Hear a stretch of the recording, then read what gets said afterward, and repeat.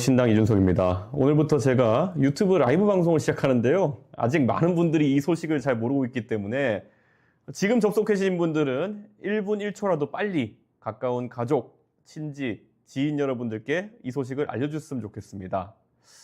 앞으로 여러분과 보다 자주 가깝게 소통하는 시간을 갖고자 하는 취지이기 때문에 댓글창을 통해서 바로 저한테 오늘 궁금한 점, 좀 다뤄줬으면 좋을 이슈까지 허심탄회하게 올려주시면 제가 답변해 드리겠습니다. 당분간 시국이 시국인 만큼 비정기적으로 진행될 수도 있습니다. 그런데 별일이 없으면은 언제 어디서든 제가 이동 중에 있다 하더라도 평일 밤 10시 이 시간에 여러분들을 찾아뵐 계획입니다. 자, 그럼 오늘 첫 방은 제 근황 토크부터 들어가겠습니다. 이번에 다 아시는 것처럼 저는 조기 대선이 치러질 것이라는 이야기를 계속 해왔습니다. 이번에 윤석열 대통령 탄핵에 대해 가지고 어떤 분들은 기각이 된다, 어떤 분들은 뭐 좀 시간이 더 늦춰질 거다 이런 말씀하시는 분들이 있는데요.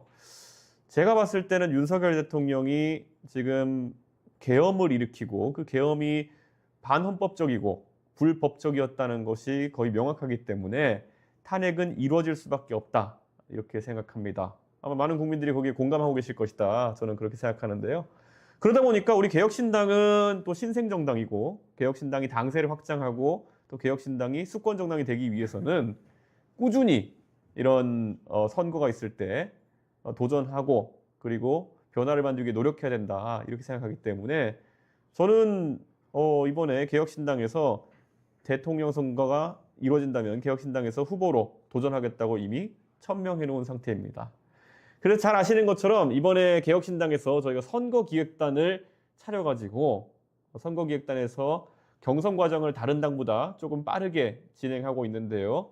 이번에 경선 과정에서 뭐 다른 개혁신당 내 인사분들이 후보 등록을 안 해주셔가지고 저 혼자 지금 후보로 등록되어 있는 상태이고 그래서 곧 찬반 투표를 통해 가지고 후보를 확정할 것으로 알고 있습니다. 그래서 만약에 방송 보시는 분들 중에 개혁신당 당원들이 계시다면은 이번에 진행되는 찬반 투표에 꼭 참여해 줄 것을 부탁드리겠습니다. 뭐 그런데 대선이 만약에 안 치러지면 어떻게 하냐? 만약에 대통령이 탄핵 기각돼 가지고 다시 직무에 복귀하면 어떻게 되냐? 이렇게 물어보시는 분이 있다면요.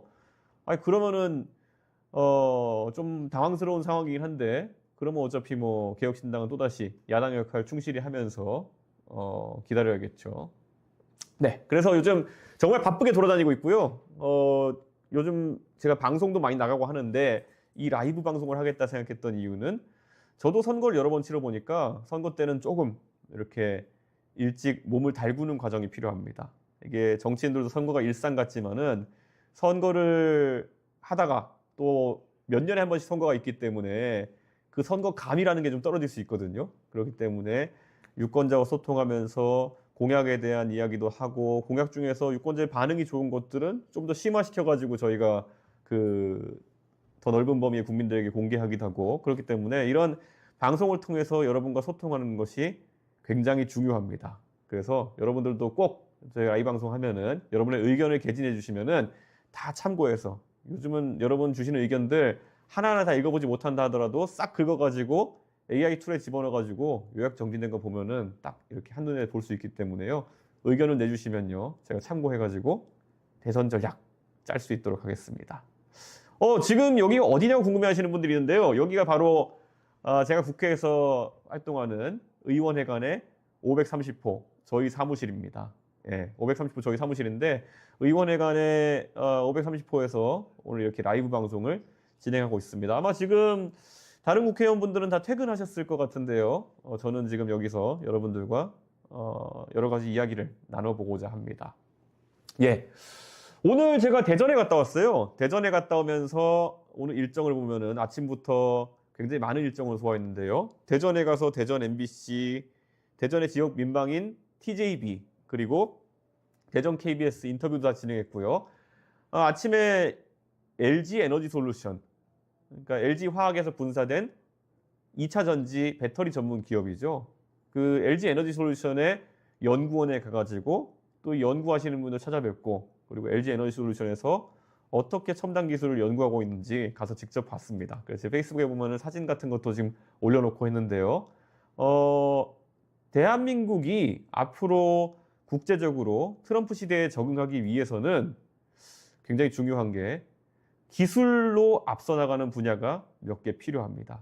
지금 우리가 잘 아는 것처럼 대만 같으면은 파운드리, TSMC가 그 분야에서 가장 앞서 나가는 기업이기 때문에 미국이 그 TSMC를 계속 의식하면서 전략을 펼 수밖에 없는 상황이고, 미국의 엔비디아가 아무리 잘났다 하더라도 TSMC가 없으면은 최고 성능의 AI 칩을 만들어낼 수 없는 상황이기 때문에 미국은 TSMC와 대만을 버릴 수 없는 상황이 되어버린 거죠. 그래서 지금 TSMC를 압박해가지고 미국의 공장을 세우려고 함과 동시에 어쨌든 TSMC에 대해 가지고 여러 가지 혜택을 제공할 수밖에 없는 상황이죠. 전 대한민국도 마찬가지라고 봅니다. 결국 대한민국이 지금 수출하는 상품 중에서 가장 경쟁력 있는 것들이 결국 메모리 반도체, 그리고 또 미국의 공장 차리기 시작했는데 2차 전지, 리튬이온 배터리 이런 것들이거든요. 전 이 분야에서 대한민국이 강점을 계속 가지고 나가야 되고, 거기에 뭐 조선업 같이 아니면 자동차 산업 같이 전통적으로 우리가 강했던 부분은 더 키워 나가야지 아무리 트럼프 대통령이 통상 압력을 가하려고 한다 하더라도 버텨나갈 수 있다. 최근에 트럼프 대통령이 좀 좌충우돌하면서 여러 가지 통상 문제들이 나오고 있고, 뭐 캐나다는 51번째 주로 만들겠다 뭐 이런 소리까지 하면서 제가 듣기에도 황당한 얘기들을 하고 있는데, 이번에 트럼프 대통령이 자신 있게 나섰다가 미국 북동부 지역의 캐나다에서 전기 공급하는 걸 끊어버릴 수도 있다라는 얘기가 나오니까 또 이렇게 자기 주장을 좀 철회하는 모습을 보이기도 하고, 좀 유럽과도 지금 관세 분쟁을 벌이기 시작하면서 뭐 유럽산 위스키에다 관세를 왕창 때리겠다느니 등등 이렇게 여러 갈등을 빚고 있는데요. 대한민국도 그런 통상 관세 압력에 굴복하지 않기 위해서는 이런 킬러 아이템들, 정말 과학기술에서 우리가 제일 잘하는 분야를 몇 개 가지고 가야 된다, 이런 생각을 합니다. 예, 오늘 그래서 LG 에너지솔루션 갔다 오고, 또 제가 과방위원인데요. 과방위원이 담당하는 영역 중에 항공우주 분야가 있습니다. 그래서 우리나라 위성이나 발사체 기술을 연마하는 데 최선봉에 서 있는 항공우주연구원, 항우연에도 다녀왔었는데요. 가가지고 정말 그 대한민국을 위해서 만들고 있는 거대한 위성들, 뭐 이런 것들 실제로 잘 만들어지고 있는지 또 확인하고 이렇게 왔습니다. 어쨌든 이게 오늘 저의 그 과학기술과 관련된 저희 오늘 근황이고요. 오랜만에 대전 가보니까 참 좋았습니다. 제가 대전에 예전에 카이스트 합격하고 한 달 반 정도 살았던 적이 있는데요.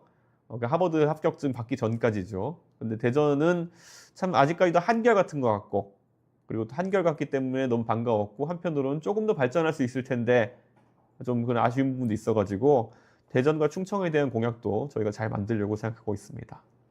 예, 오늘 저희 근황은 여기까지 말씀드리고요. 오늘 그러면은 어떤 주제를 다뤄볼까 고민했는데요. 제가 이제 하루에 한 두세 가지 주제를 다루면서 여러분들에게 제 생각을 공유하려고 합니다. 오늘의 첫 번째 주제를 소개해 드리자면요. 결국 줄 탄핵하더니 탄핵, 줄 기각되고 있다. 이거를 주제로 삼아 보려고 합니다. 오늘 오전에 헌법재판소가 최재해 감사원장과 이창수 서울중앙지검장 등 검사 3명의 탄핵 심판을 전원 만장일치로 기각했습니다. 예, 이 사안에 대해 가지고 저 이준석이 한마디로 정리해 보자면은 이렇게 말씀드릴게요. 민주당 망했다 입니다. 예.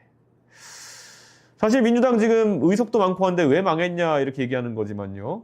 저는 사실 애초에 이 감사원장 탄핵과 검사 3명 탄핵 같은 경우에는 기각을 예상했습니다. 애초에 민주당이 무리하게 줄 탄핵한다는 비판을 저희 개혁신당에서 했었습니다. 그리고 국민들 중에서도 아니 대통령을 탄핵 심판에 넣어가지고 대통령 탄핵만 좀 처리하면 되는 거지 왜 그런 어떤 기관장들이나 아니면 이런 부분들까지 다 탄핵을 하려고 하느냐. 그래서 저희가 지적했던 게 그때 표결에 반대하면서 소추 사유가 모호하다. 물론 감사원이 감사하면서 일정한 부분에 대해 가지고 제대로 감사를 하지 않은 것처럼 보이는 정황도 있고, 실제로 검사들이 수사를 하면서 도대체 김건희 여사의 도이치모터스와 관련된 건은 왜 이렇게 제대로 수사를 하지 않는 것이냐. 저도 분노해가지고 그런 특검 같은 데도 찬성하고 여러 번 얘기했지만은 그게 그런데 탄핵에까지 이를 사유냐 아니면 이게 탄핵에 들어갔을 때 인용이 되겠느냐 하는 거는 완전히 다른 얘기거든요. 그런데 결국에는 그 탄핵소추안에 대해 가지고 범야권 의원들 중에서 우리 개혁신당의 3명 의원 정도만 발의 반대를 했던 그런 사안인데요. 실제로 지금 시간이 지나가지고 탄핵안이 기각됐습니다. 우선 최재해 감사원장 관련해서 헌재 판결문의 내용을 한번 짚어보자면요. 헌재에서 감사원이 대통령실 관저와 그런 이전 결정 과정에서 관련 법령이 정한 절차를 준수했는지에 대해서 감사를 실시했고 봤는데 부실 감사라고 딱 찍어서 얘기할 만한 다른 사정은 보이지 않는다 이렇게 이야기했어요. 그러니까 애초에 탄핵 안에 있던 그런 제기된 내용 자체가 부실했다는 이야기고요. 그리고 전현희 국민권익위원장에 대해 가지고 표적 감사를 했다는 탄핵 소추 사유가 그 탄핵안에 들어 있었는데요.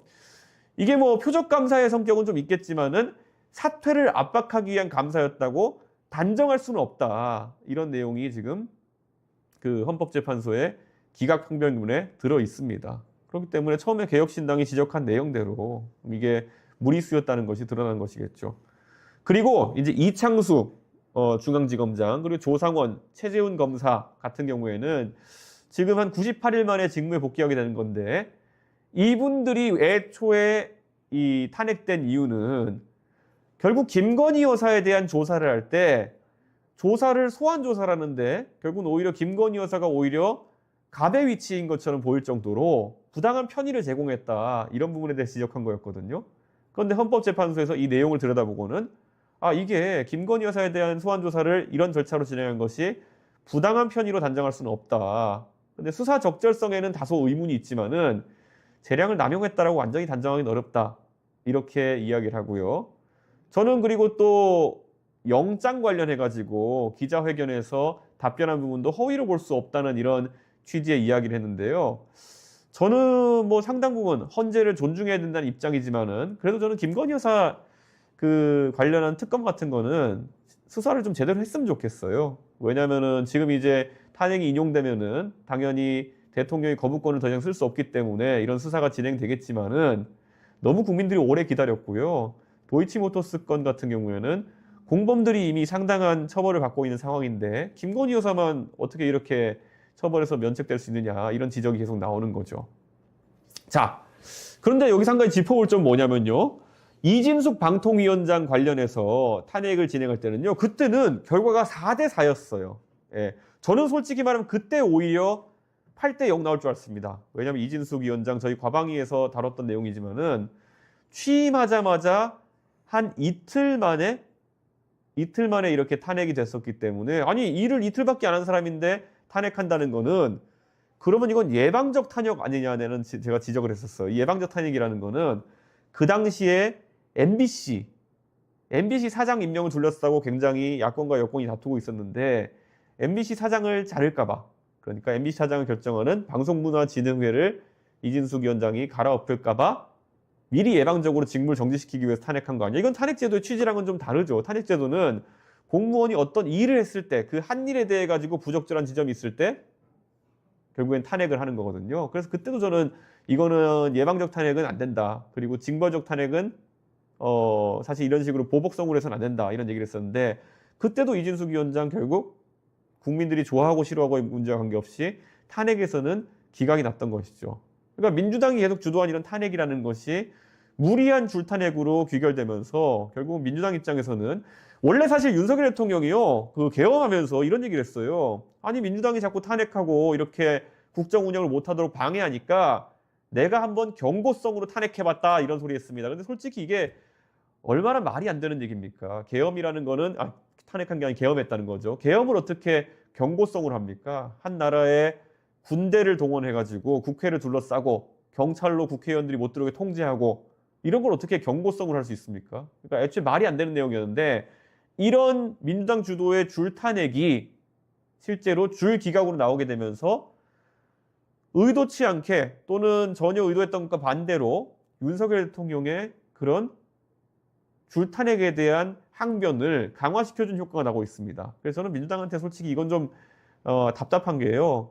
윤석열 대통령 탄핵에 입장했던 탄핵에 대해서 찬성했던 범야권의 국회의원 입장에서 봤을 때 오히려 민주당의 이런 과욕이 일을 많이 어렵게 만들고 있다. 저는 탄핵 인용을 확신하지만요. 자꾸 이런 불필요한 줄탄핵 줄기각이 끼면서 국민들 간의 분열은 더 커지고 있거든요. 저는 이거는 이재명 대표에 대한 방탄 외에는 다른 이유가 있다고 보지 않습니다. 그래서 민주당이 이런 것들은 좀 앞으로 반성을 했으면 좋겠다, 이런 생각입니다. 지금 민주당이 줄탄핵을 해가지고 8명이 줄 기각이 났거든요. 그런데 중도층에게는 이게 어떤 효과를 미치겠습니까? 사실 민주당이 윤석열 정부 들어가지고 29명의 탄핵안을 발의해가지고 13명을 결국 탄핵 소추했는데 8명이 연속 기각 결정 났습니다. 그리고 우리 잘 아는 것처럼 이게 탄핵이라는 게 한번 들어가잖아요. 그런 국회 법사위에서 이제 또 소추위원단으로 들어가고 거기서 그 소추인단을 대리할 또 변호사들을 선임합니다. 근데 이 변호사들을 선임하는 돈 다 어디서 나옵니까? 국회 예산에서 나옵니다. 국회 예산 어디서 나옵니까? 바로 국민들의 세금에서 나오는 겁니다. 그렇기 때문에 이거는 정말 꼭 필요한 탄핵을 하는 것, 대통령에 대한 탄핵 정도 아니면은 계속 이렇게 기각될 탄핵을 일부러 정략적 목적으로 한다 그러면은 이거는요, 세금 낭비하자는 거예요. 그래서 저는 이거는 굉장히 잘못된 처사였다, 이런 생각을 하고 있습니다. 근데 저는 놀라운 게요, 이게 이재명 대표도 법조인 출신이잖아요. 사실 지금 대한민국의 정당 대표들, 어지간한 분들은 전부 다 법조인 출신이거든요. 이재명 대표 법조인 출신이죠. 예전에 국민의힘 대표였던 한동훈 대표 법조인 출신이죠. 그리고 뭐 지금 권영세, 권성동, 국민의힘의 쌍권이라고 하는 분들, 두 분 다 법조인 출신이죠. 그러니까 이 법조인 출신들이 많은 국회에서 왜 이런 일이 발생하느냐를 봐야 되는데요. 특히 민주당 같은 경우에도요, 굉장히 민주당 의원님들 중에 법조인 출신이 많으세요. 그런데 이 법조인 출신 의원들이 이번 탄핵 기각을 예상하지 못했다고 한다면 그분들이 법조인으로서 좀 망신을 살 만한 내용이고요. 만약에 법조인으로서 탄핵을 예상했는데 그냥 정치적 분위기 때문에 계속 이렇게 줄탄핵을 밀어붙였다면은 이거는 저는 정치인으로서 좀 부도덕한 상황이 아닌가, 그런 생각을 합니다.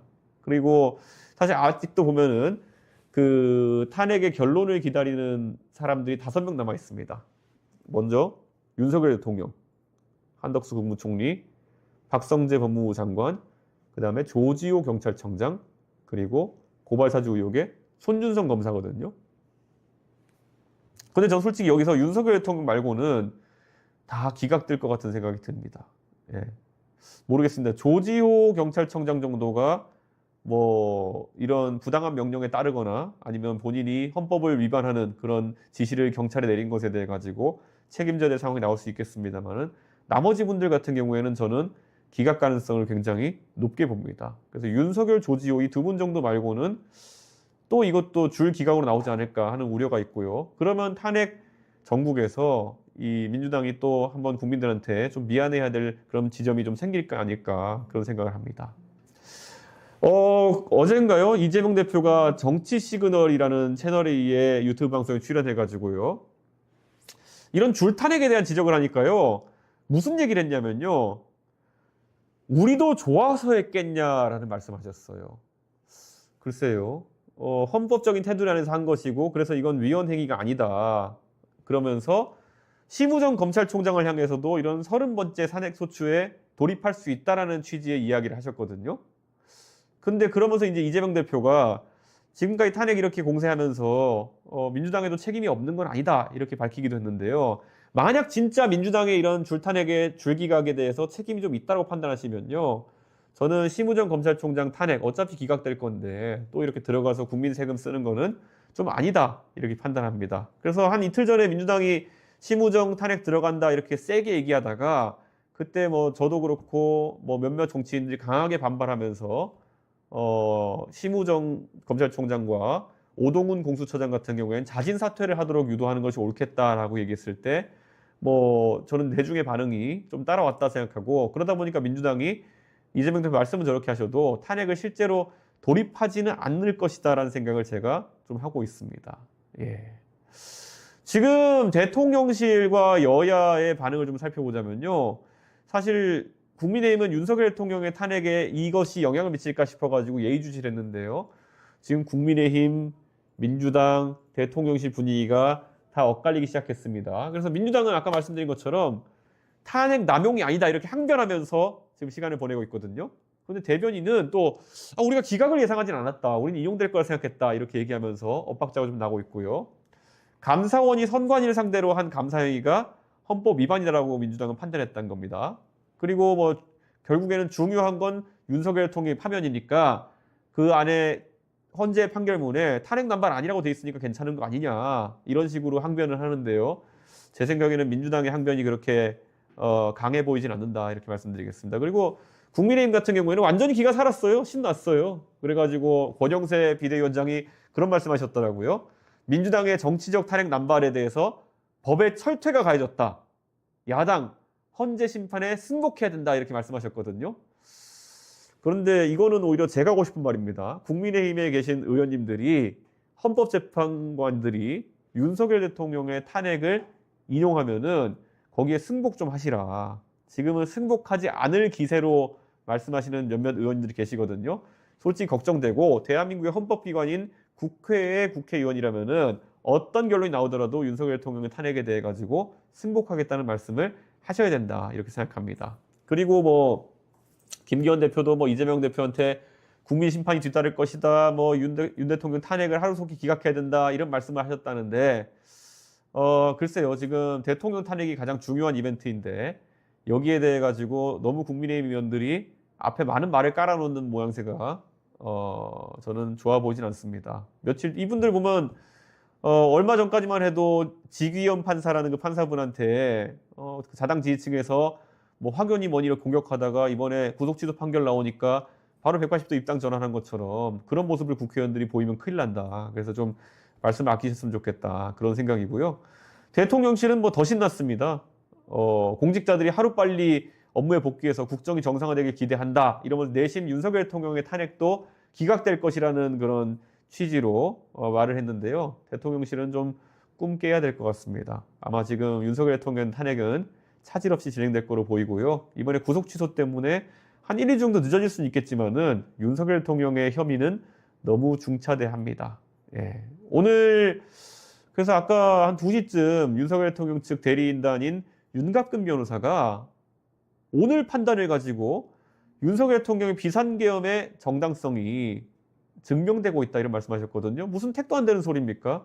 윤석열 대통령의 비상계엄은 어떤 이유를 갖다 붙인다 하더라도 경고성 계엄이었다는 그 말은 논리적으로 납득이 안 됩니다. 하물며 논리적으로 납득이 안 되는데 법리적으로 그게 납득이 가능하겠습니까? 저는 그래서 윤갑근 변호사가 기세싸움 하려고 그런 말씀하셨겠지만은 전혀 와닿지 않는다 이런 생각을 합니다. 그리고 그 말에 덧붙여가지고 감사원장을 탄핵했기 때문에 대통령께서 비상계엄을 선포하게 된 그런 결정적인 사정이었다.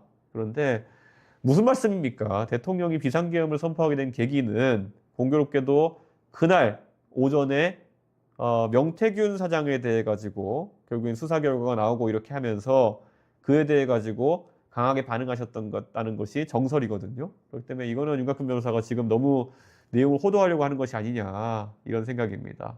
그래서 저는 대통령 변호인단이 변호하는 입장에서는 그렇게 기세를 올릴 수 있겠지만은 너무 그 국민의힘 지지층에게 선동적인 방식으로 다가가지 않았으면 좋겠다 그런 생각입니다.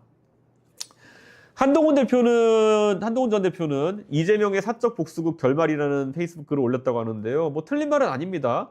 이재명 대표가 본인의 방탄을 위해 가지고 사실상 본인에 대해 가지고 강한 수사를 했던 검찰에 대해 가지고 사적 복수극을 하려고 했다는 말 충분히 저는 공감이 가는 부분이 있고요. 하지만 한동훈 대표도 뭐 우리가 기억해 보자면은 이재명 대표에게 강한 사적인 경쟁 의식이나 이런 걸 느꼈던 것 같아요. 법무부 장관 시절에. 그러니까 뭐 그때 법무부 장관이 실제 국회에 출석해 가지고 이재명 대표 체포동의안에 대해 가지고 설명하고 그랬던 거 다 기억나실 겁니다. 그렇기 때문에 저는 그때 생각해 보면은 뭐 서로 싫어할 수도 있겠고 하지만은 좀 법조인들이 이런 식으로 남을 쓰러뜨리기 위한 노력에만 매진하지 않았으면 좋겠다. 그런 생각을 하게 됩니다. 저는 뭐 사실 여기에 대해 가지고 국민의힘에서 여러 정치인들이 말을 못했는데 안철수 의원 같은 경우에는 이재명 대표가 대국민 사과해야 된다 이런 말씀을 하셨어요. 대국민 사과까지 해야 될 일인지는 잘 모르겠습니다. 왜냐하면은 뭐 대국민 사과 하시면은 참 이재명 대표의 색다른 모습을 보게 될 것 같아요. 그런데 지금 윤석열 대통령 같은 경우에는 계엄을 지금 저지른 상황이고 국민의힘 의원 대부분은 지금 그걸 옹호하거나 계엄은 대통령의 헌법상 권한이다 이러면서 국민들을 혼란에 빠뜨리고 있거든요. 저는 좀 먼저 그런 전향적인 모습 보였을 때 이재명 대표에 대해서 요구하는 그런 말들이 더 정확하게 꽂힐 수 있겠다. 그런 생각을 저는 합니다. 예. 윤석열 대통령은 변호인을 통해 가지고 선고에 승복하겠다고 밝혔지만 직접적으로 본인이 메시지를 낸 적은 없는데 끝까지 본인이 메시지 안 낼까 이런 생각을 해봅니다. 이제 사실 탄핵 선고가요, 저는요 1주일, 2주일 안에 나올 것이다라는 예상이 지금 지배적인데, 솔직히 여러분은 어떻게 생각하시나요? 여러분 댓글로 한번 달아주세요. 여러분은 헌법재판소의 판결이 언제 나올까? 우선 중요한 일정은 우선 내일이 14일이죠. 14일인데 원래 금요일 날 헌법재판소에서 보통 탄핵 판결을 낸다고 합니다. 그러면은 14일, 21일, 28일 이렇게 3번 정도가 이제 남아있는 옵션인데요. 우선 14일, 내일은 아닌 것 같습니다. 왜냐하면은 예고를 했어야 되거든요. 근데 예고를 하지 않았다는 거는 내일은 깜짝스럽게 발표할 상황은 아니다 이런 생각이 들고, 그러면 높게 점쳐지는 게 21일 아니면 28일이거든요. 저는 28일 가능성을 조금 더 높게 보고 있는 상황입니다. 왜냐면은 뭐 사실 21일에 하나 28일에 하나 판결은 준비돼 있을 거예요. 그런데 제 생각에는 지금 워낙 국민적 대립이나 갈등 관계가 크기 때문에 저는 헌법재판소에서 만약에 국민들의 그런 안정을 목표로 한다 그러면은 26일로 예고된 이재명 대표의 2심 판결의 결과를 좀 그게 지나간 다음에 헌법재판소의 판결을 내리려고 하지 않을까라는 제 그냥 추측을 해봅니다. 예. 21일 날 만약에 윤석열 대통령의 탄핵 선고가 내려지고 26일 날 이재명 대표에 대한 그런 선거법 판단이 내려지고, 만약 그 선거법 판단이 다시 유죄로 나온다 그러면은 21일부터 26일 사이의 기간 동안에 거의 그 지금 강경 보수 세력의 엄청난 반발과 준동이 우려되는 상황이거든요. 그분들은 그런데 만약에 26일 날 이재명 대표에 대한 판단이 먼저 나오고 그로 인해 가지고 어느 정도 본인들이 생각하는 이재명 포비아를 극복하고 만약 28일 날 판단을 받아본다면은 저는 그거는 헌법재판소가 조금 사회 안정을 위해서 그런 판단을 할 수 있다 이런 생각하는데요. 뭐 대법원하고 헌법재판소가 서로 짜거나 소통해가지고 이런 걸 하지 않겠지만은 서로 눈치 게임을 하고 있을 것이다 이런 정도의 생각을 해봅니다. 최근에 이런 그 헌법재판소의 정황이 들리는 것을 한번 살펴보면요. 윤석열 대통령에 대해서 이제 평의를 하는 과정이 벌써 지금까지 대통령에 대한 탄핵 소추가 3번 있었죠. 노무현 대통령, 박근혜 대통령, 그 다음에 윤석열 대통령인데요. 박근혜 대통령 때는 61일 정도 이제 했던 거로 기억하고요. 이제 노무현 대통령에 대해서는 61일 정도 했던 거로 기억하고요. 박근혜 대통령에 대해서 91일 정도 했던 것 같고요. 지금 이미 윤석열 대통령은 93일을 넘어서는 이런 상황이 이제 오게 되는 것인데, 저는 이게 왜 이렇게 길어지느냐를 살펴보자면요. 윤석열 대통령의 혐의는 사실 박근혜 대통령에 대한 혐의보다는 훨씬 명징하고 더 중대한 문제인데 왜 판단이 늦어질까? 아무래도 실제 헌법재판관들 간에서 만장일치에 대한 결론이 아직까지 안 나오고 있는 것이 아닌가 이런 생각을 해보게 됩니다. 왜냐하면은 그 박근혜 대통령 때는 8대 0이 나왔잖아요. 그러니까 국론 분열이 좀 적었는데 이번에 만약에 6대 2나 아니면은 뭐 7대 1로 탄핵이 인용된다 하더라도 만장일치가 아니면은 아마 국민들이 봤을 때는 또 윤석열 대통령의 탄핵에 기각을 바랬던 사람들 입장에서는 그 1이나 2에 해당하는 분들의 논리를 바탕으로 해가지고 굉장히 또 적극적인 불복 운동을 할 수도 있기 때문에 저는 헌법재판관들이 8대 0을 만들기 위해서 계속 노력하고 있는 것이 아닌가 이런 생각을 해봅니다. 근데 저는 사실 이 정황에 대해서 국회에 지금 보면은 여러분 엄청나게 많은 소위 찌라시라고 하는 밭글이 돌고 있습니다. 저도 하루에 제가 핸드폰을 열어보면요. 아침부터 저녁까지 헌법재판소 분위기라고 밭글이라고 도는 것이 한 10개, 20개씩은 날아오는 것 같습니다. 근데 냉정하게 말씀드리면요. 제가 그걸 보고 또 여기저기 취재해보면요. 헌법재판소에 진짜 실제로 흘러나오는 내용이 거의 없다고 합니다. 그래서 헌법재판관들끼리 밥 먹으러 갈 때도 뭐 보안을 철저하게 유지하고 그래가지고 어떤 내용이 흘러나오는 건 없고 그냥 언론이나 그런 법조계에서 흘러나오는 얘기들이 지금 이제 밖글이 돼가지고 돌아다니고 있다고 하는데요. 그만큼 21일이냐 28일이냐 이런 것들은 확실하게 알 수 있는 사람이 아직 아무도 없는 그런 상황인 겁니다. 그러니까요, 사실 민주당도 지금 조급한 거예요. 민주당도 지금 아까 제가 말씀드렸던 것처럼 민주당이 생각하는 최악의 시나리오는 26일 날 만약에 이재명 대표에 대한 2심 판결이 만약 유죄로 나오고 그리고 그때까지도 헌법재판소의 탄핵, 윤석열 대통령 탄핵에 대한 판단이 안 나오면요. 전국이 급격하게 이재명 대표에게 불리하게 돌아갈 수 있다. 이런 생각을 하는 거죠. 왜냐하면은 지금 이재명 대표 입장에서는 633의 원칙이라고 하죠. 선거법은 원래 1심이 6개월, 2심이 3개월, 대법원이 3개월 만에 이게 판단이 나도록 돼 있는데요. 이 633의 원칙이 만약에 지켜진다고 했을 때는 이재명 대표가 만약에 5월 26일 날, 3월 26일 날 선고를 받게 되면은 6월 26일 전에 그게 나온다는 원칙이 있다는 건데, 근데 우리가 만약에 5월 중순쯤에 그런 어떤 조기 대선이 치러지게 된다면요, 어쩔 수 없이 대선 전에 선고 기일이 잡힐 수도 있습니다. 예. 그럼 선고 기일이 잡히게 되면은 대선 과정에서 엄청 불리하게 작동할 거거든요. 선고 기일이 잡힌다는 건 속된 말로 1심과 2심에서 유죄를 받은 피고인이 그 3심, 그러니까 대법원에서 선고 기일이 잡혔다는 거는 거의 날 받아놨다는 얘기랑 똑같은 거거든요. 그러니까 날 받아놓은 사람이, 정치적으로 날 받아놓은 사람이 그러면 선거에서 대통령이 되는 것이 옳냐라는 그런 논리적인 지적이 뒤따를 것이고요. 그러면은 아마 이재명 대표가 대선에서 뛰는 입장에서 굉장히 큰 모래주머니 하나 달고 가는 거기 때문에 굉장히 불편한 상황이 될 수 있다. 이런 생각을 하는 것 같습니다. 윤석열 대통령이 탄핵이 인용되면 승복할까에 대해 가지고 한번 또 생각해 보면요. 제가 윤석열 대통령을 좀 잘 아는 편인데요. 승복 안 할 겁니다. 예. 윤석열 대통령은 솔직히 말하면은 탄핵이 된다 하더라도, 그러니까 박근혜 대통령은요, 탄핵이 되시고 나서 그게 3월 9일이었나요?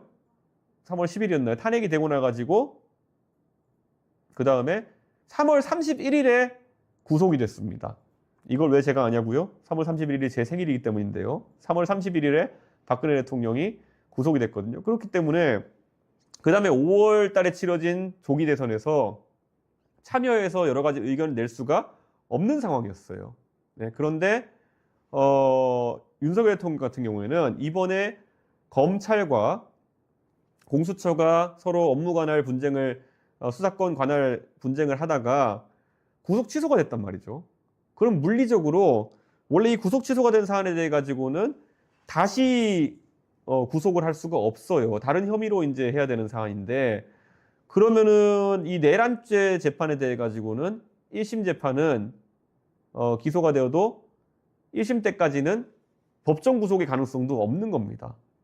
그러면은 다른 혐의로 이제 기소를 해야 되는데, 다른 혐의는 뭐 직권남용 이런 게 있겠죠. 근데 직권남용으로 아니면 다른 죄목으로 윤석열 대통령을 구속영장을 다시 청구한다? 이것도 정치적으로 쉽지 않은 걸 겁니다. 그런데 이 내란죄 재판이라는 건요, 워낙 재판의 혐의가 중대하고 증인들도 많이 불러대야 되고 하기 때문에 이 형사재판은 최소 2, 3년 갑니다. 1심 나올 때까지. 그럼 윤석열 대통령은 적어도 앞으로 2, 3년 동안은 감옥에 갈 확률이 굉장히 낮은 거죠. 이거 전부 다 공수처랑 검찰이 지지고 볶다가 만들어 놓은 상황입니다. 그럼 이 2, 3년의 상황 동안에 윤석열 대통령이 밖에 있으면, 나와서 밖에 있는데 노는이 뭐합니까? 계속 정치적인 발언하고 정치 참여하려고 하고 거기서 자기는 억울하다 이런 얘기하고 하면서 아마 장외에서 대선 기간 내내 그리고 그 이후에도 국민의힘의 모래주머니가 되어가지고 계속 뒤에서 흔들 겁니다. 그러니까 저는 이거는 굉장히 당황스러운 사태일 거고요. 우선 당장 탄핵이 되면은 조기 대선이 치러지면은 국민의힘에서 경선을 치를 텐데요. 이 경선 같은 경우에도 윤석열 대통령이 불합리한 방식으로 개입할 가능성이 있습니다. 예를 들어 관저를 이제 나오겠지만 관저를 나와가지고 사저에서 윤석열 대통령이 어떤 주자는 만나주고 어떤 주자는 만나지 않으면서 애를 먹일 가능성이 있습니다. 그러니까 윤석열 대통령이 석방이 되면서 여당의 잠룡이라고 분류되는 분들이 정말 생각이 복잡해지는 거예요. 사실 이번 탄핵 국면에서 윤석열 대통령이 지금까지 대통령 한 다음에 잘한 거 하나도 없는데 어쨌든 안티 이재명 이런 스탠스를 가지고 있는 분들한테는 이분이 버티는 게 굉장히 중요한 요소가 되어버린 것이고, 그러다 보니까 또 과거에 윤석열 대통령에 등 돌렸던 일부가 다시 윤석열 대통령에게 동질감이나 아니면은 친근감을 느끼기 시작하면서 존재감이 커지는 거죠. 그래서 저는 윤석열 대통령이 아마 이번 조기 대선을 치러지게 되면은 자신의 차기 주자를 사실상 지목하는 과정에 나설 수도 있다, 그런 생각을 합니다. 굉장히 국민의힘 입장에서 난감한 상황일 텐데요. 윤석열 대통령의 존재감이 이렇게 커지면은 결국 가장 피해를 본다 또는 가장 위축될 수밖에 없는 사람들은 국민의힘에서 경선을 뛰어야 되는 주자 중에서 탄핵 찬성의 입장에 섰던 분들이 아닐까, 그런 생각을 합니다. 흔히 얘기해 보자면은 뭐 한동훈 대표라든지 아니면 유승민 의원 아니면 안철수 의원, 이런 분들의 입지가 굉장히 흔들릴 수 있다, 이런 생각을 합니다. 지금 보면요, 여론조사에서 민심의 김문수, 당심의 김문수, 민심과 당심에서 김문수 장관이 굉장히 높게 나오고 있지 않습니까? 그건 지금 저 당의 분위기를 지금 사실상 보여주는 건데요. 탄핵 이후에 이 분위기가 급격하게 바뀌어가지고 경선에서 다른 결과가 나올 수 있을까라고 한다면은 저는 굉장히 그 가능성을 낮게 봅니다. 우리가 원래 어떤 이런 정치적 이벤트가 있으면은 그 압력과 그 텐션을 빼는 기간이 필요하거든요. 그건 탄핵이 인용되면은 한 3주 남짓한 시간 사이에 경선을 치러야 되는데, 그 2, 3주 남짓한 기간 동안에 그 지지층의, 그 윤석열 대통령 지지층의 그런 격앙된 분위기를 잠재울 만한 어떤 아이템이 없다. 그렇기 때문에 이번 조기 대선에 국민의힘 후보는 결국에는 윤석열 대통령에게 가까운 사람이 될 가능성이 높다, 이런 생각을 하고 있습니다. 그래서 여권 주자들이 실제 그 분위기를 감지했는지 윤석열 대통령에 대해서 석방 환영 목소리를 내는 사람들이 많아졌거든요. 특히 한동훈 전 대표 같은 경우에는 윤석열 대통령에게 뭐 건강 챙기시라 이런 덕담까지 남기면서 이렇게 갑자기 왜 또 저렇게 방향전환을 하시나, 이런 지적을 받은 바도 있는데요. 원래 정치하면서 제일 난감한 시점이 뭐냐면요, 역동작 걸리면 진짜 골치 아픕니다. 이 역동작이란 게 뭐냐면은 내가 이런 탄핵 같은 국면에서 옳은 방향으로 일관되게 가다가 중간에 움찔해가지고 갑자기 방향전환을 하는 순간 양쪽에서 욕먹기 시작합니다. 어떤 경우가 있냐면 예전에 박근혜 대통령 탄핵할 때 그때 새누리당 의원들이 상당수 탄핵에 동참했어요. 그런데 그 중에서 일부 의원들이 뭐 어떻게 보면 맞는 얘기인데 이런 얘기를 한 적이 있어요. 박근혜 대통령에 대한 탄핵은 정당했지만은 박근혜 대통령에 대한 형사사건 수사할 때는 불구속 수사를 해야 된다, 이렇게 이야기했어요. 근데 저는 그게 틀린 말은 아니라 생각해요. 왜냐하면은 뭐 대통령의 방어권을 최대한 보장한다는 취지에서, 그리고 박근혜 대통령이 그 당시에 도주의 우려가 있는 상황은 아니었으니까요. 그래서 그런 걸 불구속 수사하자는 말, 불구속 재판하자는 말이 나름 합리적이라고 생각했는데, 그 말을 어떤 대선 주자가 했더니만은 바로 공격을 받았습니다. 그러니까 탄핵 찬성하던 분들한테. 그러면서 그분이 사실상 배신자 담론이냐 이런 것에 끼어들어가는 그런 상황이 있었는데요. 저는 이번 조기 대선에서도 탄핵 찬성파들이 아까 말했던 것처럼 윤석열 대통령의 그런 존재감이 갑자기 커지면서 역동작에 걸려가지고 고생할 사람들이 좀 많을 것이다, 이렇게 생각합니다. 그래서 이건 제 말이 맞는지 한번 지켜보시죠. 제가 보통 이런 거 국민의힘에 대한 예측이 있어가지고는 상당히 정확한 모습을 보여주는데 이번에도 제 예측이 맞았을지 나중에 한번 확인해 보시죠. 그리고 지금 방송 시작한 지 한 40분이 지나가고 있는데요. 지금 보니까 한 2,100명 정도의 시청자분들이 함께 해주고 계십니다. 근데 이 채널 제가 판지 얼마 안 돼가지고요. 앞으로 제가 하는 방송 같이 함께 해주시려면요. 지금 당장 구독, 그리고 좋아요, 그리고 알림 설정 해주시는 것을 잊지 않으셨으면 좋겠습니다. 그래야 더 힘이 나가지고 제가 지금 목이 아픈데요. 더 열심히 방송할 수 있지 않을까, 그런 생각을 합니다. 물 한 잔을 마셔야 될 것 같은데요. 네. 예. 지금 그리고 민주당 분위기를 좀 살펴보자면요. 민주당의 잠룡들이 조금은 이제 목소리를 내기 시작하는 모양새입니다. 윤석열 대통령이 구속 취소가 되면서 각자 조금 다른 지점들이 있었다면은 그들한테도 위기감이 생겼어요. 그때는 뭐 대선은 기정사실이고 이재명 대표와의 경쟁만을 의식해가지고 이야기하던 분들이 이제는 사실 조금 다른 상황이 발생할 수 있다는 생각 때문에 국난 극복을 위해서 결의를 다지면서 좀 내란 조기 종식 간담회라는 걸 개최했거든요. 이재명 대표가 이걸 제안한 건데요.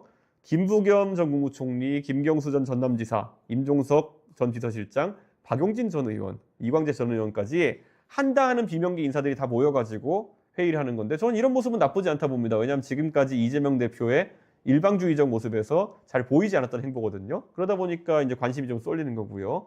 그리고 이재명 대표가 또 당내 삼선 의원들 만나가지고 당 내외를 통합해야 된다라는 그런 당부를 했다고 하는데요. 사실 이재명 대표 입장에서는 제가 이재명 대표의 지금 상황이라면요. 이재명 대표한테 좀 죄송하지만요. 우리가 흔히 말하는 교도소 담벼락이라는 말에 사전적 정의에 해당하는 상황에 계신 게 아닌가 생각합니다. 왜냐하면 이 교도소 담벼락이라는 게 그 위를 걸으면은 어느 쪽으로 넘어지냐에 따라 가지고 안쪽으로 떨어지면은 갇히는 거고 밖에 떨어지면은 자유의 몸이 되는 것인데 이재명 대표는 지금 탄핵 인용 여부도 중요하지만 탄핵 시점에 따라 가지고 본인의 피선거권이 박탈될 수도 있고 아니면은 선거를 치러 가지고 대통령이 되는 길에 가까워질 수도 있고 이런 상황이 있거든요. 그렇기 때문에 저는 진짜 이거는 이재명 대표 입장에서는 쫄깃쫄깃한 순간일 것이다. 그런 생각합니다. 그래서 심장이 쫄깃쫄깃한 이재명 대표님께 저는 어느 정도 이해는 가지만은 그 조급함이 오히려 보이기도 해가지고 제가 상당히 요즘 흥미롭게 지켜보고 있습니다. 예. 자, 다시 한번 말씀드리지만요. 앞으로 정기적으로 라이브를 할 텐데요. 좋아요, 그리고 구독, 알람 설정을 해주시면 감사하겠습니다. 더 많은 분들이 방송 볼 수 있게 하려면요. 여러분들이 참여해 주시는 것이 최고입니다. 그리고 현안이나 저에게 궁금한 점이 있으시면요. 댓글로도 좀 남겨주시면 감사하겠습니다. 네, 오늘 첫 번째 주제는 여기까지 하고요. 두 번째 주제를 한번 살펴보도록 하겠습니다. 오늘 제가 준비한 두 번째 주제는요. 사실 국민은 3년 만에 대통령을 다시 뽑아야 될지도 모르는 참담한 상황이거든요. 그런데 제1야당 민주당과 집권여당 국민의힘이 오늘 서로 당 해산시키겠다고 으름장을 놓고 있습니다. 그래서 일단 이 사안에 대해서 제가 한마디 보태자면요. 진짜 서로 해산시킬 자신 있냐? 라고 제가 묻겠습니다. 이게 어떻게 된 거냐면요. 민주당에서 먼저 포문을 열었는데요. 박홍근 의원이 윤석열 대통령의 내란 혐의가 확정됐을 때 국민의힘을 정당 해산 심판할 수 있는 법을 발의하겠다는 계획을 밝혔습니다. 글쎄요. 이거는 정당 해산 심판이라는 것이 이미 존재하는 그런 제도거든요.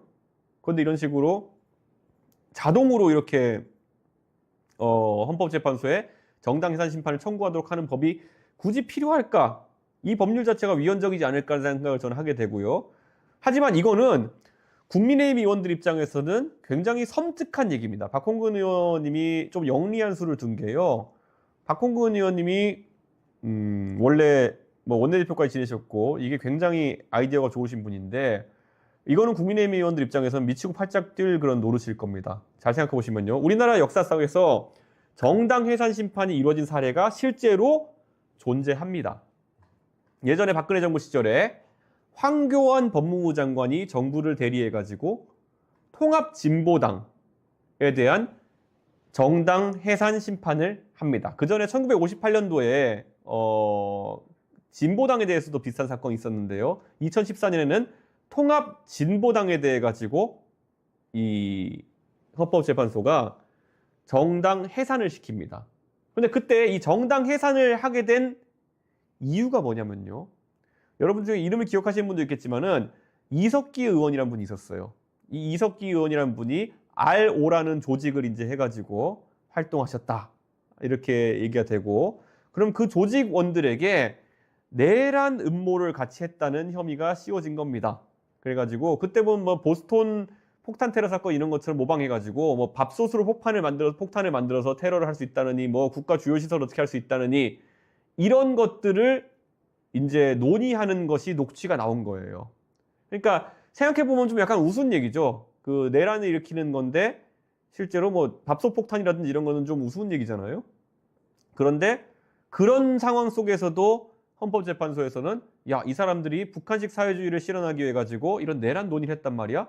그럼 해산시켜야겠어. 그래가지고 이 정당을 해산하고 그 정당에 소속된 의원 5명의 의원직을 박탈한 사건입니다.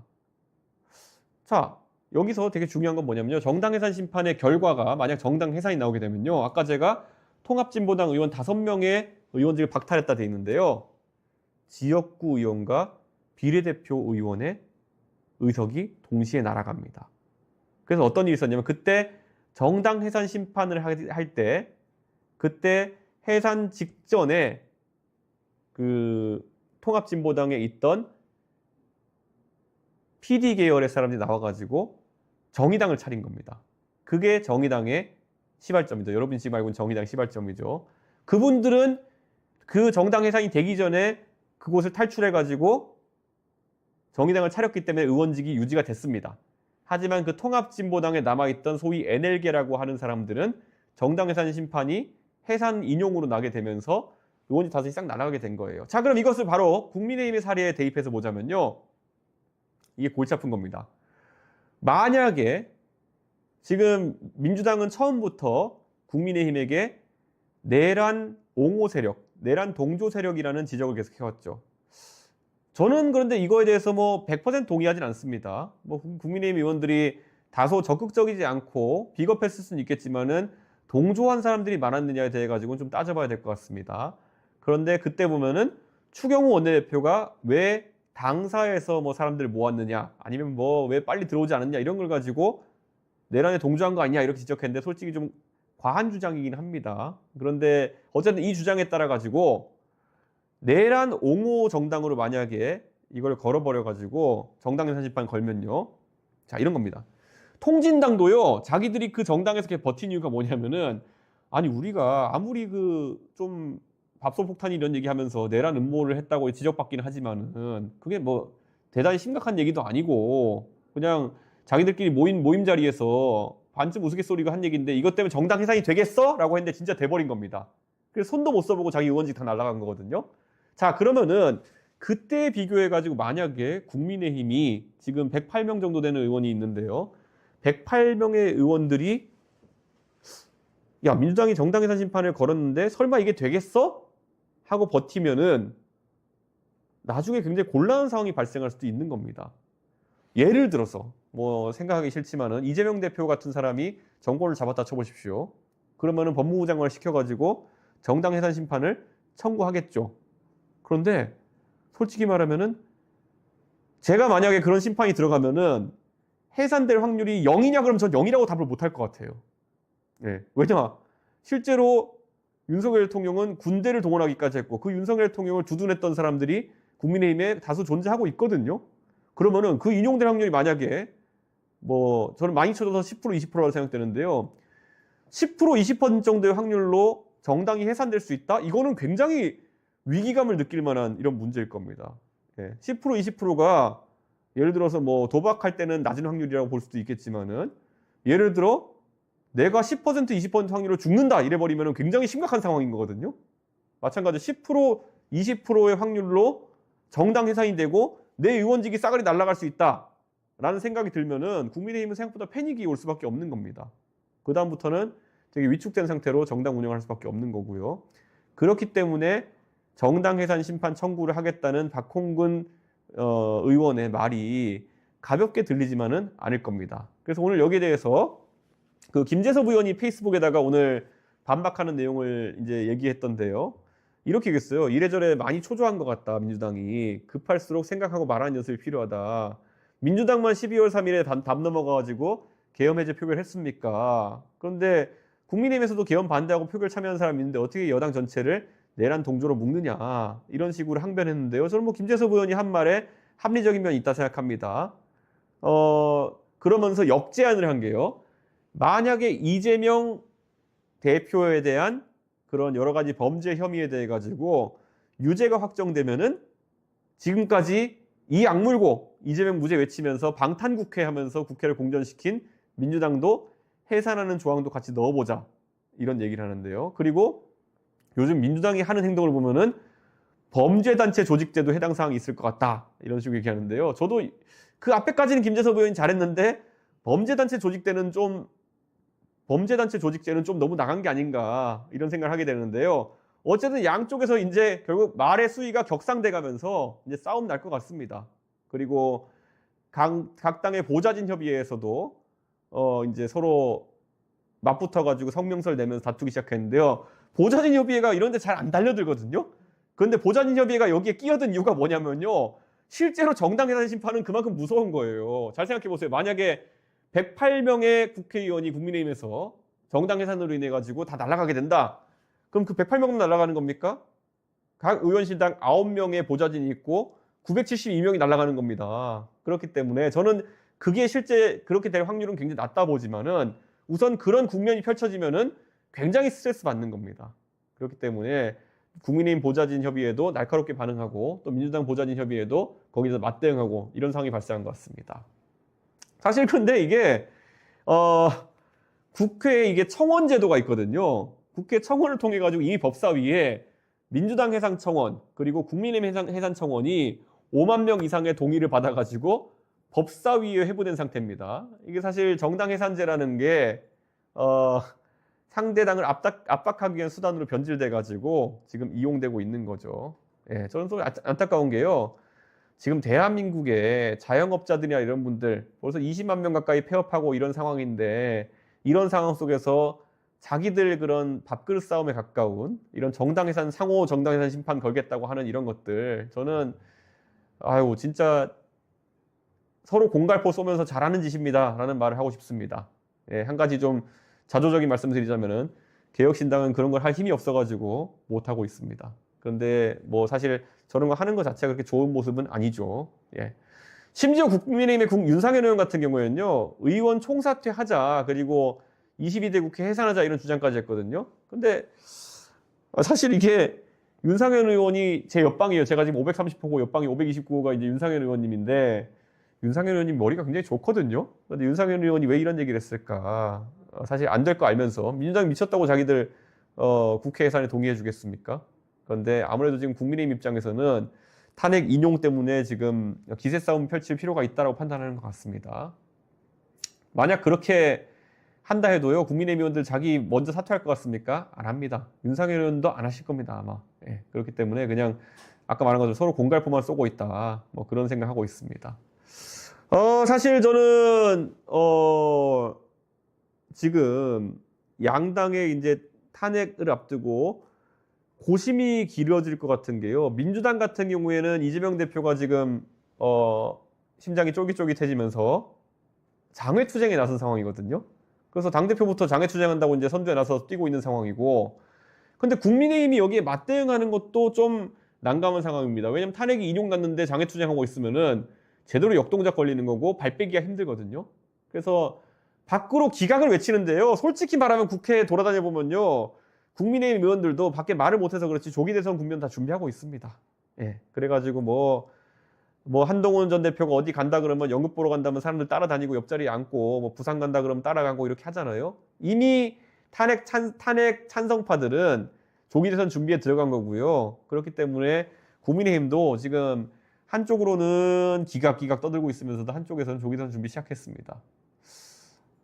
그리고 최근에 좀 특이한 일인데요. 김상욱 의원이 얼마 전에 그런 말씀을 하셨어요. 탄핵이 기각되면은 죽을 때까지 단색 투쟁을 하겠다라고 얘기했거든요.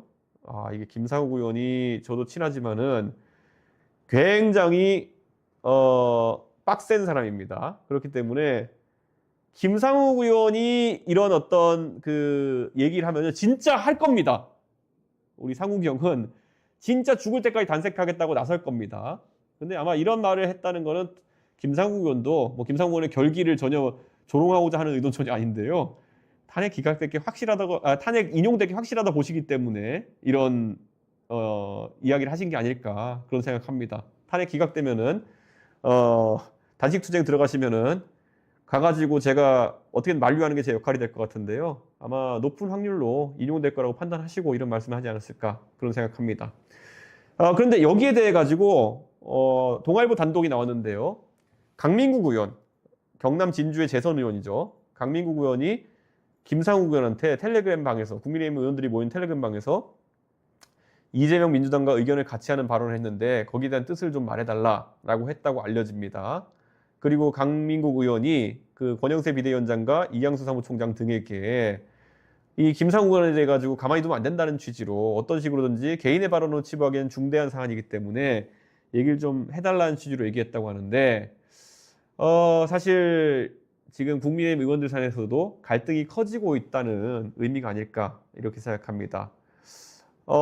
김상욱 의원이 약간 좀 서글픈 얘기를 한 게요. 본인이 여기에 대해서 항변하면서 선배 동료 의원님들과 반갑게 웃으면서 손 맞잡고 상우가 그래도 너 우리 식구다. 같이 좋은 보수 정치 해보자라는 말을 좀 하는 걸 기대한다고 하는데요. 사실 김상욱 의원의 그런 진정성 있는 마음이 국민의힘 의원들한테 어떻게 비춰질지는 약간 잘 모르겠습니다. 어쨌든 이 부분에 탄핵과 마찬가지로 정당 해산 심판으로 갑자기 오늘 뜨거워졌기 때문에 이 부분에 대해서 얘기를 좀 하고 있습니다. 예. 다시 한번 말씀드리지만요. 좋아요, 구독, 푸시를 해주시면 더 힘이 나가지고 방송을 잘할 수 있다라는 말씀 드리겠습니다. 예! 오늘 제가 3가지 주제 정도 다뤄보겠다고 했는데요. 오늘의 3번째 주제는 이재명 방탄복 입나입니다. 예.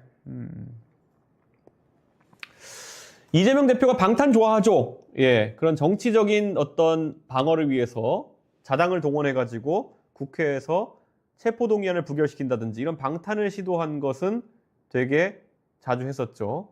그런데 이재명 대표가 실질적으로 물리적인 방탄복을 입을지도 모르는 상황이 발생했습니다. 정치권이 탄핵 국면을 두고 대립하는 상황 속에서 민주당이 이재명 대표를 암살하겠다는 계획이 담긴 그런 문자 제보를 받았다고 합니다. 이게 여러 명의 복수의 국회의원들에게 갔다고 하는데 글쎄요. 저는 여기에 대해서 한마디를 하자면요. 이재명 대표 무사하셔야 됩니다.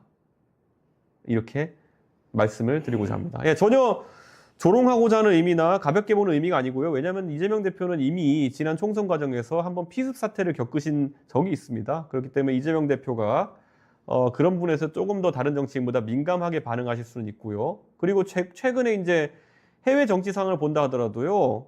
아베 전 총리 안타까운 사고로 돌아가셨죠. 그 다음에 트럼프 대통령 사실상 총격에서 겨우 살아난 케이스고, 그리고 우리나라만 본다 하더라도 아까 이재명 대표에 대한 피습도 있었고, 그리고 박근혜 대통령에 대해서도 예전에 당대표 시절에 피습 사건이 있었습니다. 커터칼 피습 사건이 있었죠.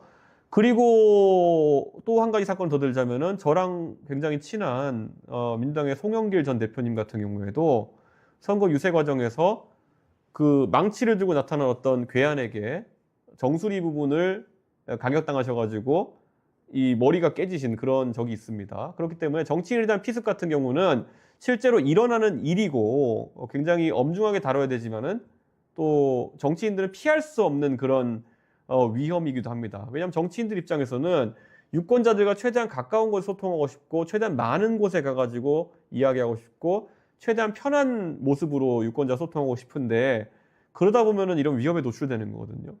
그때 총선 때 이재명 대표를 피습한 분 같은 경우에는 제가 기억하기로는 뭐 왕관같이 생긴 모자 같은 걸 쓰고 나타나셔가지고 조금 기괴한 행동을 하실 것 같은 분위기는 했지만은 그렇다고 해서 뭐 정치인들이 그분을 가까이 오지 못하게 한다든지 그분이 광팬인지 아니면 피습 목적 가진 분인지 구분이 잘 안 되거든요. 그리고 이재명 대표 아니라 송영길 대표님을 피습한 그 유튜버도 사실은 진보적 성향이 굉장히 강한 유튜버로 알려져 있거든요. 그렇기 때문에 이런 피습은 사실 예고가 되거나 이런 게 아니기 때문에 굉장히 조심스럽게 다뤄야 되는 거죠. 사실 그 정치인의 숙명 같은 것도 한데요. 저도 사실 협박 메시지 같은 것들은 많이 겪습니다. 그런데 이게 뭐 사실 아주 구체적인 협박이 들어오거나 이런 건 아니기 때문에 그래서 제가 뭐 그런 걸 잘 민감하게 반응하고 이러진 않는데요.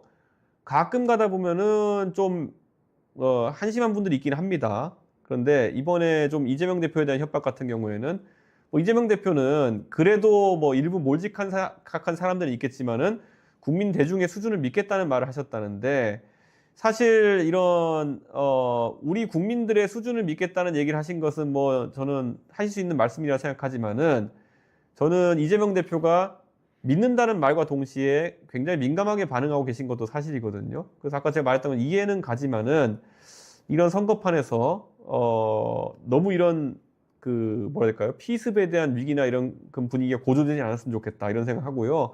오히려 이런 건 경찰에서 이번 대선 주자들에 대한 경호나 이런 것을 강화하는 방식으로 좀 이런 상황을 관리했으면 좋겠다 이런 생각을 합니다.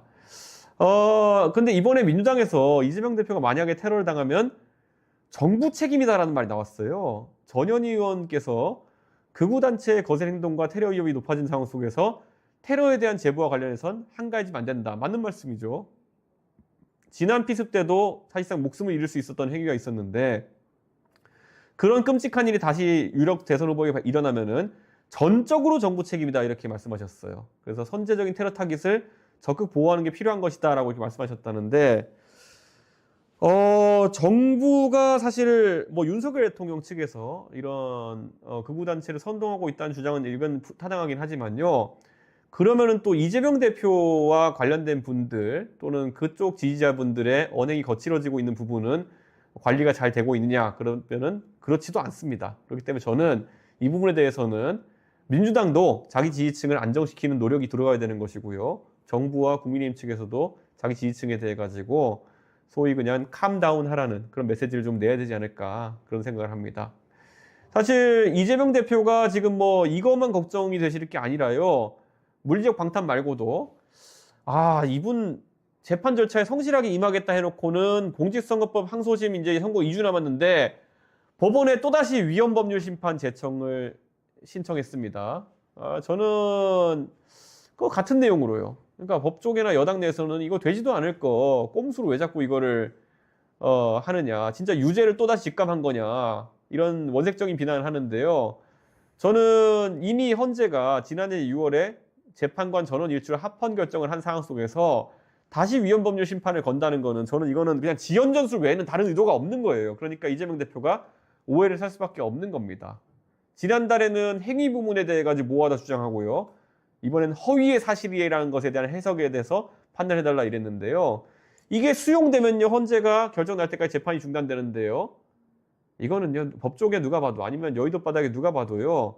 재판 지연 전략밖에 되지 않습니다. 그래서 권영세 비대위원장이 꼼수다. 그리고 권성동 의원은 진짜 쪼잔하다. 이렇게 말하고 주진우 국민의힘 의원은 좀 더 원색적으로 이거 완전 똥줄 탔다 속된 말로 유죄 직감한 거 아니냐 이렇게 얘기했는데 민주당의 이건태 대변인 같은 경우에는 피고인의 정당한 방어권 행사다 이렇게 얘기했는데요.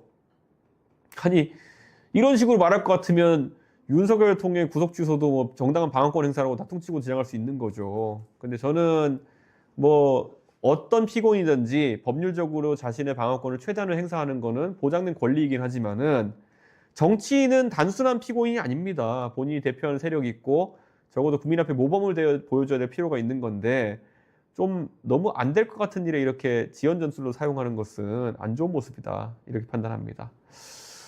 이재명 대표가 어쨌든 공직선거법 2심이 곧 나올 텐데요. 형량이 어떻게 나올까에 대해서 많은 분들이 저한테 물어보는데요.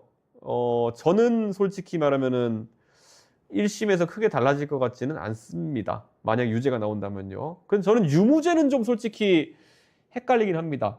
왜냐면은 공직선거법이 엄격하긴 하지만은 보통 돈 문제가 아니에요. 말로 뭐 떠든 거 가지고 징역형이 선고된 경우는 굉장히 드물거든요. 근데 이재명 대표는 첫째로 낙선자이고 낙선자에 대해서 이렇게 엄격하게 징역이 나오는 경우는 드물긴 한데 어쨌든 이재명 대표가 전혀 뭐 개전의 정이 없고 그리고 계속 본인의 무죄를 주장하고 있기 때문에 법원에서도 이렇게 강한 판단을 1심에 내렸던 것 같은데요.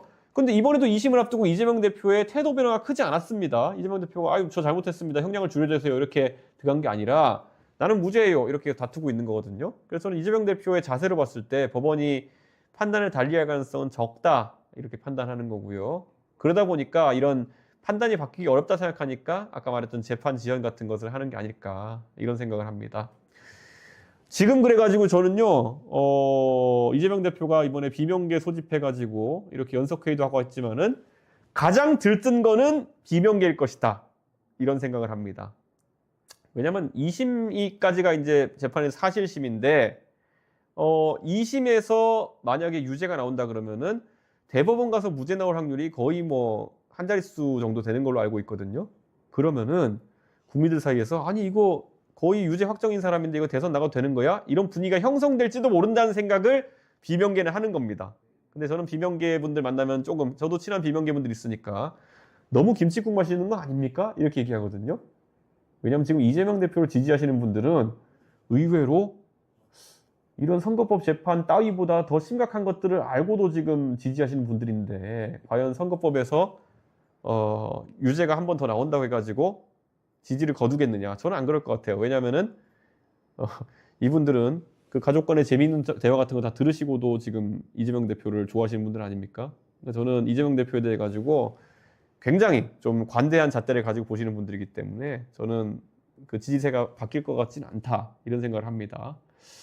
근데 어째 재밌는 게 이재명 대표가 채널A의 유튜브 방송 나가가지고 정치 시그널 방송 나가가지고 자기 이재명 대표를 잡으려고 5, 60명의 검사들이 법정에 매여 있다. 생활범죄나 전세 사건 같은 것들 범죄 수사가 지연되고 있다는 주장을 했거든요. 그러니까 결국 본인 하나 잡으려고 걸려있는 여러 재판들이 정치 보복이라는 건데 그런데요. 검사 5, 60명이 법정에 매달려 있는 이유는 뭐냐면요. 이재명 대표가 적용받은 혐의가 너무 많아서 그래요. 물론 탈탈 털어가지고 혐의가 많아졌다 하실 수도 있겠지만요. 제가 봤을 땐 카테고리가 좀 다 달라요. 우리 뭐 보시면 법인카드 문제와 성남FC 문제, 그리고 백현동 문제, 대장동 문제, 그리고 그 뭐 또, 잘 보면은 대북 송금 문제, 이거 전부 다 다른 과목이거든요. 이게 같은 과목이면 수학 선생님이 혼자 가르칠 수 있겠지만은 이거 국영수가 다 다른 과목이에요. 그러다 보니까 검사가 몇십 명씩 달라붙어가지고 이 사안을 바라볼 수밖에 없는 거 아닌가. 그래서 이재명 대표 입장에서는 본인 지금 별이 4개신데 별이 이제 달릴 별들이 많으니까 그런 거지. 지금 상황에서 너무 이제 그런 검사들이 나만 털어가지고 이렇다라는 말씀을 안 하셔도 좋겠는 게요. 오히려 이준석은 민주당에서도 하도 고소를 많이 하고 해가지고 지금까지 제가 한 10몇 번 정도 제가 고소 고발을 당했을 텐데요. 저희 집에 가면 무혐의 종합 세트가 있습니다. 지금 검찰 단계에서 경찰 단계에서 무혐의나 불송치 결정 받은 것들 이런 거 그게 오히려 한다스는 될 거거든요. 그러니까 무혐의 받으시면 되는 겁니다. 그런데 그거에서 실패하셨기 때문에 지금 이런 상황이 되는 게 아닌가 하는 생각합니다. 예. 이재명 대표께서도 본인이 재판만 몇 년째 받고 있으니까 돈도 많이 나가고 상당히 짜증 나신 건 이해하겠는데요. 제가 더 짜증납니다. 왜냐하면 저는 솔직히 정치하는 사람으로서 대한민국의 좀 건설적인 주제로 토론하고 싶고 건설적인 주제로 정치를 좀 하고 싶은데 이게 지난 대통령 선거부터 말입니다. 언제부턴가 대장동이 네 거냐 내 거냐 이런 거 가지고 선거가 자꾸 치러지거든요. 근데 이거는 뭐 이재명 대표도 억울하신 부분이 있겠지만은 저는 이재명 대표가 계속 이런 주제가 테이블 위에 올라오도록 만드신 게 아닌가 그런 생각이기 때문에 저는 이재명 대표도 조금 빨리 본인의 의혹을 규명하기 위해서 제가 팁을 하나 드리겠습니다. 재판 절차에 최대한 빨리 임하십시오. 예. 그러면은 이재명 대표가 억울하신 부분도 빨리 해소가 될 겁니다. 예. 이미 재판에 굉장히 빈번한 빈도로 출석하고 계신 건 알겠지만요. 판사분들한테 막 말씀드리셔가지고 매일 나오겠다고 말씀하시면 됩니다. 뭐 선거가 되게 중요합니까? 그 빨리 해소하시는 게 중요하니까 매일 나오겠다고 하시면은 아마 재판부에서도 그런 이재명 대표의 무죄에 대한 확신을 좀 더 긍정적으로 검토해 주지 않을까 그런 생각을 하게 됩니다. 제가 이재명 대표 비판하면서요 그런 말을 했어요. 이분의 가장 큰 문제가 뭐냐 하면은 선거 때마다 말이 바뀌고 이번에는 제가 크게 비판했던 것이 아니 운전을 하는데 원래 1차로는 좌회전 차선이잖아요. 1차로에 차를 세워놓고는 신호 기다리는데 우회전 깜빡이를 넣고 있다. 이런 얘기를 제가 했잖아요. 요즘 이분이 중도 보수하고 싶어가지고 굉장히 계속 말씀 많이 하시는데 중도 보수하겠다고 하면서 또 기본사회 관련한 입법을 또 꺼내 들었습니다. 그리고 당의 기본사회위원회도 다시 출범시켰는데요. 사실 이건 도로 좌클릭이죠. 그러니까 뭐 중도 보수 호소인 하시다가 우회전 깜빡이 켜고 있다가 갑자기 또 역시나 예상대로 우회전 깜빡이 켜고 좌회전하는 행보를 보이시는 건데요. 이걸 무슨 뭐 민생 연석회의에서 왼쪽도 보고 오른쪽도 봐야 된다 뭐 이런 식으로 말씀하셨다는데 정신 못 차리는 거죠. 이거는 어떻게 왼쪽과 오른쪽을 동시에 뭐 이렇게 볼 수 이러면 정말 죄송하지만은 사람은요 이게 왼쪽과 오른쪽을 동시에 볼 수 없는 동물입니다. 이게 말이나 이런 동물 같은 경우에는 초식 동물들은 양쪽을 동시에 보면서 갈 수 있는데 사람은 한쪽을 주시하게 되어 있는 동물이에요. 그 주안점을 두고 이제 봐야 되는 것인데 이렇게 말씀하시면요 정신이 산만해지는 그런 효과밖에 나지 않습니다. 그래서 좀 이재명 대표가 굉장히 이런 혼란스러운 주장으로 대선 캠페인을 하려고 그러면은 저는 단호하게 그 점을 지적해가지고 이재명 대표의 그 무능과 혼란스러움을 지적해내겠습니다. 예, 댓글들이 많이 올라오고 있는데요. 예, 댓글에 보니까 100분 토론 소감 좀 말씀해달라고 이렇게 하시는데요. 100분 토론. 예, 이번에 다녀왔는데요. 이번에는 약간 청문회 비슷하게 진행됐죠. 그런데 그 100분 토론에 나오셨던 그 시민 농객분들에 대해서 지적이 많으시던데요. 시민 농객분들이 굉장히 본인들 날카로운 질문을 하셨다고 생각하고 되게 의기양양하시는 약간 모습이 약간 보였는데 제 입장에서는 너무 상투적이고 그런 질문이어가지고 조금 재밌게 답변을 했습니다. 그리고 또 이번에 다른 분들은 이제 거대 양당 같은 경우에는 9시 때 방송해줘가지고 좀 시청률이 잘 나왔던 것 같은데 저는 11시 20분인가 방송해가지고 좀 더 많은 분들이 봤으면 좋을 텐데 하는 생각이 있긴 합니다. 그리고 월요일부터 금요일까지 10시 라이브를 하느냐 이렇게 말씀하시는데요. 예, 월요일부터 금요일까지 밤 10시에 하려고 이제 하고 있습니다. 예, 월요일부터 금요일까지 밤 10시에 하려고 하고 있고요. 포맷은 이렇게 비슷하게 가져가려고 합니다. 매일 한 두세 가지 주제를 가지고 여러분에게 심층적으로 제 생각을 전달하고 그럼 여러분이 궁금해하는 것들 질문 오시면은 제가 또 답해드리는 이런 시간을 가지려고 하는데요. 예, 굉장히 뭐 질문들 올라오는 거 보니까 흥미로운 점 많습니다. 그리고 다시 한번 강조하지만요. 여러분 구독, 좋아요, 알림 설정 꼭 해주셔야 됩니다.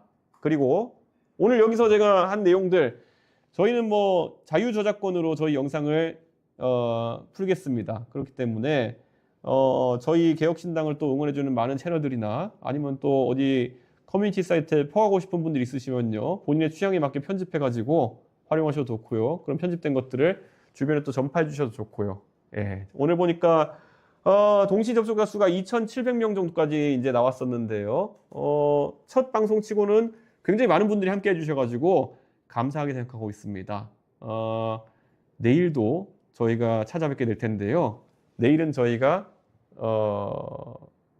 대선을 앞두고 저희가 어떤 캠페인을 준비하고 있는지에 대해서도 조금 설명을 드릴 수 있도록 하겠습니다. 오늘 긴 시간 동안 함께 해주셔서 감사합니다. 오늘 얘기는 여기까지 하겠습니다. 밤 10시엔 이준석의 라이브. 앞으로도 많은 시청 바라고요. 내일 또 찾아뵙겠습니다. 좋은 밤 되십시오. 감사합니다.